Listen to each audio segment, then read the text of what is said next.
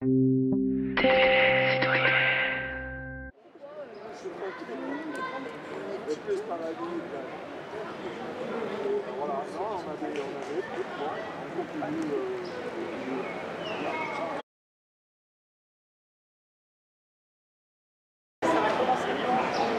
16 heures. Oui, à 16 heures. Donc il y a 903 signatures pour la pétition en ligne et papier, hein, les deux groupés pour la boisse. Donc ça fait 4 semaines aujourd'hui, je crois que c'est mercredi, ça fait un mois juste. Hein. Bon, pas mal. Et sur les combes, on en est un peu plus, 10 jours, allez, on va dire 10 jours, on en est à 280 signatures en ligne et papier. Voilà. Au jour d'aujourd'hui, rien de nouveau. Le projet est toujours gelé.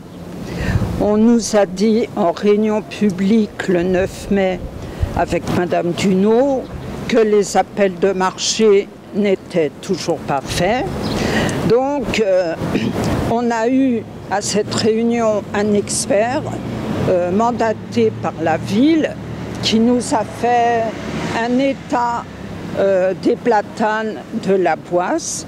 Donc au niveau chiffres, il a annoncé 3 arbres qui devraient être coupés pratiquement tout de suite à cause de leur dangerosité. Après des arbres sur 2 ans, sur 6 ans. Donc ça nous amène à un rappel de ce qu'on a vécu avec les arbres ici, où en fait on nous annonçait que tous les arbres étaient malades, donc qu'on aurait dû les couper. On a eu à ce moment-là une expertise, une contre-expertise par l'ONF qui en fait a constaté qu'il y avait un arbre malade. Et d'ailleurs, on a vu la coupe et tout, il nous a expliqué. Donc pour revenir à la boisse, nous on continue de demander une contre-expertise par rapport à ce qui nous a été annoncé, parce qu'on ne leur fait pas confiance. On nous a donné 2 dates, fin juin, si j'ai bien retenu, pour des scénarios. Fin juin pour les contributions, oui. De ceux qui auraient quelque chose à dire sur le projet. En fait. Voilà. Un appel à nos contributions par rapport au projet. Au mois de septembre, elles nous retrouvent. Et en 2022, le projet doit être réalisé. Ils vont en fait collecter les contributions des citoyens, les travailler eux et ensuite revenir avec des scénarios sur lesquels on pourra donner notre avis et c'est eux qui trancheront. Donc en fait c'est eux qui fabriquent les scénarios et c'est eux qui tranchent. C'est pas tout à fait ce qu'on avait demandé, même pas du tout ce qu'on avait demandé. Ouais. On avait demandé à être partie prenante, à ce que ce soit les citoyens eux-mêmes, les habitants, les usagers, qui soient partie prenante d'une co-construction de ces scénarios et ensuite qu'il y ait un vote sur les scénarios, que ce soit les habitants in fine qui se prononcent. Parce que c'est possible faire une voie essentielle pour les bus, mais moi je comprends pas parce que même les bus ils passent là-bas au jour d'aujourd'hui. Ils circulent et ils circulent bien. Mais l'argument c'est qu'il faut que ça aille plus vite. 5 minutes. Que les bus gagnent du temps. C'est-à-dire qu'on pourrait faire de l'urbanisme avenue de la Boisse en gardant cet alignement de platanes, mais ça nécessiterait de repenser complètement la diminution des flux de véhicules, de voitures particulières en particulier. Donc on pourrait réduire une voie et la garder pour des bus en site propre. Nous on n'est pas contre les bus, bien au contraire d'ailleurs. Oui, même pour la gratuité. Voilà, pour la gratuité. Et ça vient dans le cadre d'un écoquartier. Et ce pont-là, il va amener des voitures qui vont rentrer dans l'écoquartier, qui vont aller rejoindre le rond-point de l'avenue du Repos. Donc, moi je ne sais pas, mais ça me paraît quand même un peu pas très logique, quoi. On aimerait avoir l'avis du département qui est financeur à 50%. Parce que là, La ville c'est 25, l'agglo 25 et le département 50. Donc là aussi, ce serait intéressant puisqu'ils sont quand même majoritaires au niveau du financement. Ça serait intéressant de savoir parce que bon, si le département bloque, ça peut être quand même compliqué parce qu'il dit moi j'ai financé ça mais je ne finance pas autre chose. Hein. Bon. Donc voilà, il faut qu'on avance là-dessus et il faut qu'on questionne pour savoir la position vraiment du département. Parce que c'est pas la peine de nous dire on va faire des scénarios, des machins si le département dit on ne bouge pas. Sachant que l'aménagement a été voté à l'unanimité, c'est en 2017. Hein, parce qu'il a été présenté au département, il a été présenté au conseil départemental, il a été voté à l'unanimité.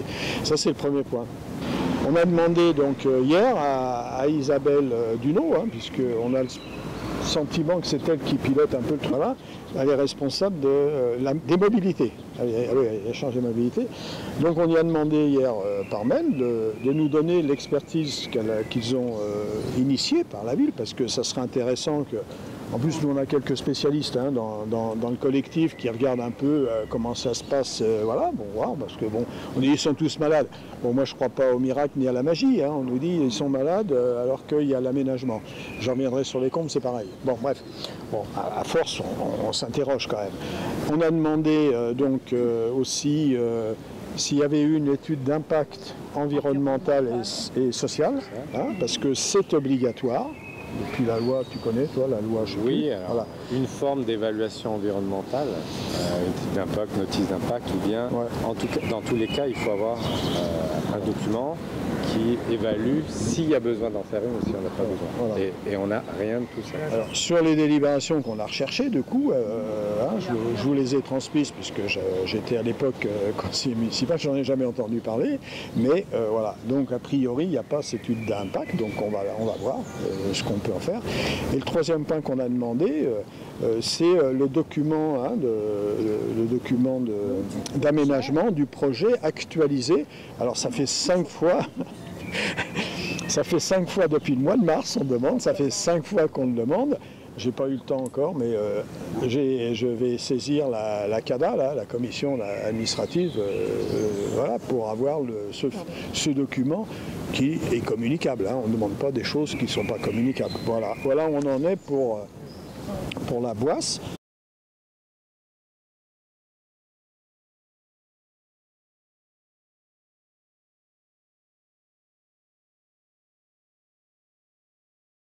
Donc là, il y a deux projets, enfin c'est le même projet, mais 2 phases. Il y a une phase où ils veulent couper, c'est la rue du Pré-de-Lanne, on connaît bien là, hein, le quartier. La rue du Pré-de-Lanne, là, ils veulent couper tous les arbres, donc il y a des peupliers, mais il y a des peupliers et d'autres essences, mais moi je ne suis pas un spécialiste, mais enfin il y a 27, là je les ai comptés, par contre ça je sais compter, en tout cas il y a 27 arbres donc qui veulent couper pour élargir la voirie, pour faire passer mieux, parce que ça existe déjà, mieux faire passer les voitures en double sens. Là aussi, c'est un truc quand même. Bon.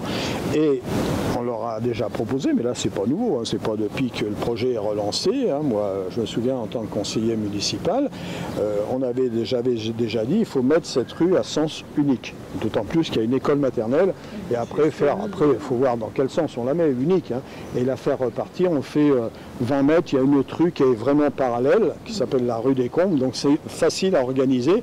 Et là, on maintiendrait les arbres. Voilà. Donc ça, c'est le truc. Donc là, c'est pour un élargissement de voirie. La deuxième phase du projet qui conduit les décideurs à abattre les arbres, c'est les constructions justement nouvelles liées à leur rue, quoi. Hein, dire, bon, ils ont démoli du logement social, et alors là, ils vont construire des petites maisons et puis 2-3 bâtiments, là où ils ont démoli.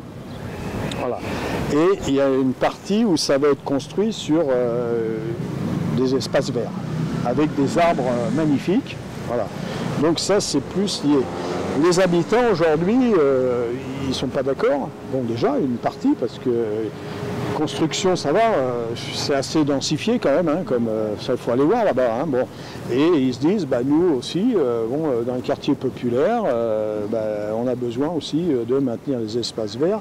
Donc on est en train de réfléchir avec eux comment on aborde la question pour que les espaces qui sont libérés par les démolitions et les espaces verts actuels, hein, ne servent pas à de nouvelles constructions.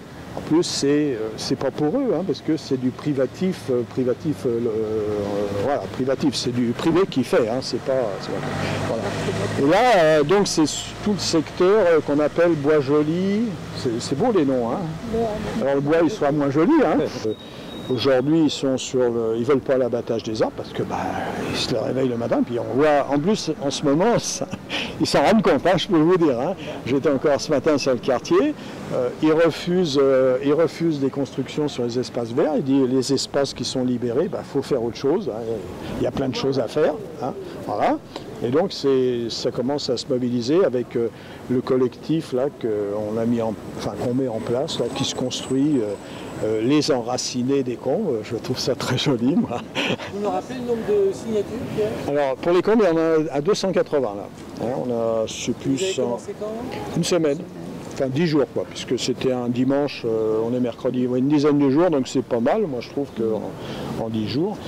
Au total, ça fait combien d'arbres menacés ? Alors là-bas, il y en a 100, pardon, il y en a 100, c'est pas rien. Hein, 100.